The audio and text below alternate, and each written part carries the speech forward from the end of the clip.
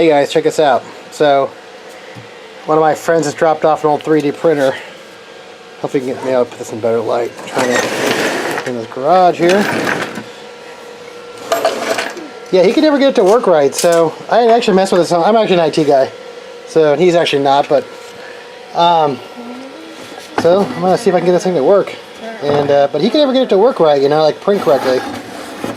So I'm not even sure the name of this thing yet, you know. Oh, it's missing a couple of blades here on the fan. I'll have to fix that.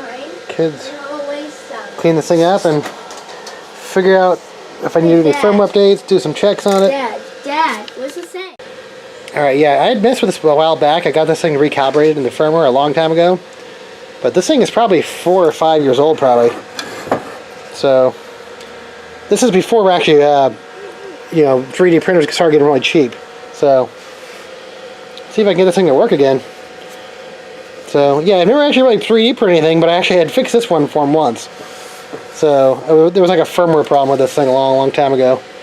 So, I'm going to try to figure this out and see if I can get it going. Awesome. Alright, so I'm going to use a little tri-flow. I use this to lubricate my guns.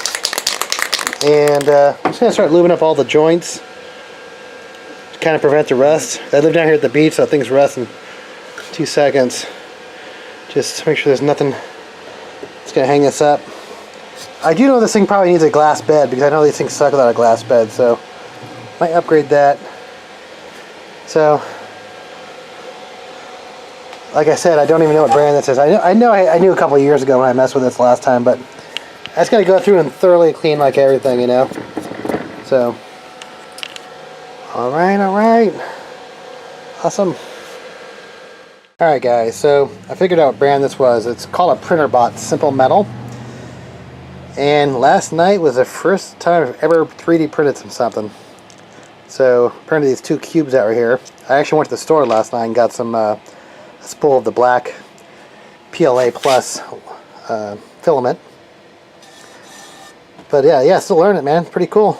Yeah, it actually did take me a while to figure out the Z-axis, the calibration. That was probably by far the hardest part. I guess I had to throw some, like, I guess G-code commands to get the offset right. So yeah, that was by far the most difficult part. But it's running good. I mean, take a look at these squares. A couple of them are messed up because I was switching filament, but I mean, look at that, not bad. So yeah, in the next video, well, I guess I'm gonna replace the fan, but first, see that's missing some fan blades, but I'm gonna go to Marvac and see if I can find a fan to replace it with, and come back and I'll do that, and then I'll be at the end of that video, and alright, I'll be back. Alright guys, so here's the fan. My buddy had actually printed this thing out before. It's like an air duct. But I'm actually going to print out a better one. So, alright, we can get that. But, cool. So I'm going to see if I can find a fan like this and get it going. Alright guys, I went to Marvac and got a fan there, but this is actually a larger fan. It's thicker. But, I did actually have an old power supply sitting around. And this is an old, I think it's a micro ATX.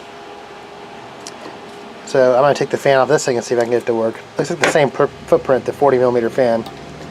So, it's a little bit thicker, but it's a 2-wire fan too. So, alright, so I think I'm going to take it off and use this one. I'm going to see if it's seized or what it is, but alright, we'll get it going.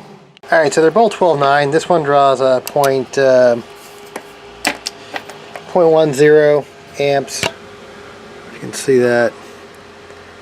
And this one brings in 0.29. Alright, so before I even do that, I'm going to test it with my 12 power supply here. Make sure it works. Alright guys, have some... You can hear the fan speed go up with that.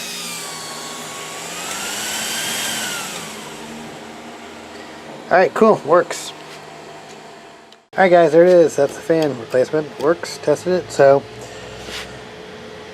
yeah, and actually, this is cool. I picked this thing up pretty fast. I mean, it's took me about, spent about 3 hours messing with it last night. Got the thing calibrated, printed out a couple squares. So, yeah, now I can do some modeling stuff, you know, some 3D stuff. So so now I'm actually going to print out a lot of the accessories.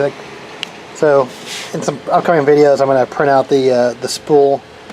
I can either put a spool on top, a spool down here, a bunch of. I'm going to improve this thing right here. I'm going to They actually make one that actually surrounds the extruder thing right there. So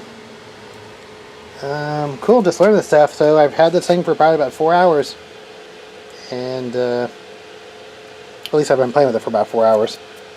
So cool, awesome. So yeah, one thing is I live down here at the beach. I'm a little worried about rust, you know, in the salt air. So yeah, because all my circuit boards they turn to the green. You know, I sprayed this one yesterday, but anything with lead in it turns to green. And any sort of copper flakes very fast.